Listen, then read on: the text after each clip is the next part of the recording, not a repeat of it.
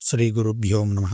రేపు అత్యంత విశిష్టమైనటువంటి రథసప్తమి పర్వదినము ఉన్నది కాబట్టి రథసప్తమి పర్వదినం రోజున స్నానము చేయడము అనేది అత్యంత ప్రధానము. అది కూడా 7 జిల్లేడాకులను 7 రేగి ఆకులను తల మీద పెట్టుకొని ఇప్పుడు చెప్పబోయేటువంటి ఈ శ్లోకాలను చెబుతూ స్నానము చేసినట్లయితే జన్మ జన్మలలో ఉన్నటువంటి దారిద్ర్యము, పాపములు, రోగములు అనేవి తత్క్షణమే ఆ స్నానము చేసినటువంటి సమయంలోనే తొలగిపోతాయని శాస్త్రంలో చెప్పడం జరిగినది. అంతేకాదు ఇంకా వీలున్నట్లయితే మీకు చెరుకు గడ అనేది లభించినట్లయితే, ఆ చెరుకు గడతో స్నానం చేయబోయేటువంటి నీటిని ఒకసారి తడిపి అంటే అందులో ఒకసారి ఆ చెరుకు గడను తిప్పి ఆ జలంతో స్నానం చేసినట్లయితే విశేషమైనటువంటి ఫలితం వస్తుంది అని చెప్పడం జరిగినది. ఇప్పుడు స్నానం చేసేటువంటి శ్లోకాలను చెబుతాను. స్నానం చేసిన తర్వాత అర్ఘ్యప్రదానం చేయాలి. అర్ఘ్యప్రదానం చేసేటువంటి విధానం ఎలా చేయాలి అంటే సూర్యభగవానునికి ఎదురుగా నిలుచుని ఉదయించే సూర్యుడిని చూస్తూ అంటే సూర్యోదయ పూర్వమే స్నానం చేయాలి.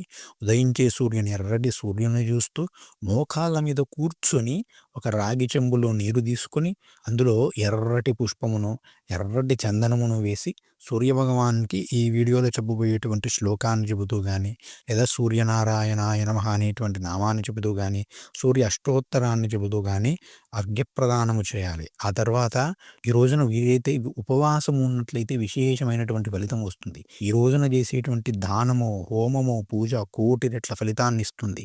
ఇది అనేక గ్రహణములతో సమానమైనటువంటి ఫలితాన్ని ఇచ్చేటువంటి తిథి కాబట్టి అందరూ కూడా చక్కగా వినియోగించుకోండి. ఈ రోజున నూనెతో చేసినటువంటి పదార్థములు తినకపోవడం ద్వారా విశేషమైనటువంటి ఫలితం వస్తుంది. ఈ రోజున మద్యపానమును, మాంసమును, మైథునమును ఎట్టి పరిస్థితుల్లోనూ కూడా తీసుకోకండి, చేయకండి. అవి చేసినట్లయితే మీరు అనేకమైనటువంటి రోగముల పాలు, దారిద్ర్యముల పాలు అవుతారు. మహాపాపములు చుట్టుకుంటాయని శాస్త్రంలో చెప్పడం జరిగినది. కాబట్టి స్నానము, అర్ఘ్యప్రదానము చేసి వీలైతే దానము చేయండి, శివ పూజ చేయండి.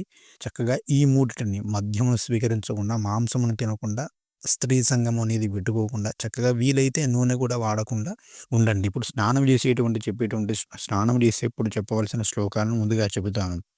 నమస్తే రుద్రరూపాయ రసానాం పతయే నమః వరుణాయ నమస్తేస్తు హరివాస నమోస్తుతే యదా జన్మ కృతం పాపం మయా జన్మసు జన్మసు తన్మే రోగం చ శోకం చ మఖరీ హంతు సప్తమి ఏతజ్జన్మ కృతం పాపం యచ్చ జన్మాంతరార్జితం మనోవాక్కాయజం యచ్చ జ్ఞాతాజ్ఞాతే చ యే పునః ఇతి సప్తవిధం పాపం స్నానాన్మే సప్తసప్తికే సప్తవ్యాధి సమాయుక్తం హరమాకరి సప్తమి. 7 రకాల వ్యాధులను, 7 రకముల దోషములను, 7 రకముల పాపములను తీసివేస్తుందట. అంత గొప్పది ఈ సప్తమి స్నానం. ఈ శ్లోకములను చెబుతూ స్నానం చేసినట్లయితే ఆ దోషములన్నీ కూడా తొలగిపోతాయి. అంతేకాదు ఈ శ్లోకమును చెబుతూ అర్ఘ్యమును ఇవ్వాలి. అర్ఘ్యమును చెప్పే విధానం చెప్పాను కదా, ఆ అర్ఘ్యమును ఈ శ్లోకమును చెబుతూ ఇవ్వాలి.